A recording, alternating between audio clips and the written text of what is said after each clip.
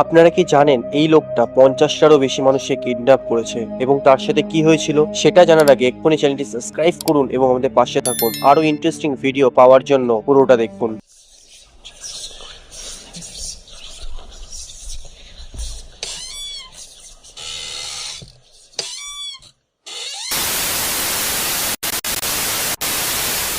শেষ পর্যন্ত সে ধরা পড়ে যায়, কিন্তু জেলের মধ্যে সে এমন কিছু করেছিল আপনারা জানলে সত্যি অবাক হবেন। তো ঘটনাটা শুরু হয় 1978 খ্রিস্টাব্দে, যখন ওয়াশিংটন শহরে লোকজন এক এক করে গায়েব হয়ে যাচ্ছিল। পুলিশ বাধ্য হয়ে নাকাবন্দি করে দেয় শহরকে। এরকম বলা হতো রোগা ছিপছিপে বন্য, তার দেখতে অনেকটা ভ্যাম্পায়ারের মতন ওয়াশিংটনের রাস্তায় সে ঘুরে বেড়াতো কিডন্যাপ করার জন্য। কিন্তু একজন ট্রাক ড্রাইভার তাকে ধাক্কা মারে। হসপিটালে নিয়ে যাওয়ার সময় সে পুলিশের কাছে সব স্বীকার করে নেয় এবং পরে তাকে জেলে নিয়ে যায়। ঘটনা এখানেই শেষ নয়, কয়েক বছর পর সে জেলের মধ্যে অদ্ভুতভাবে গায়েব হয়ে যায়।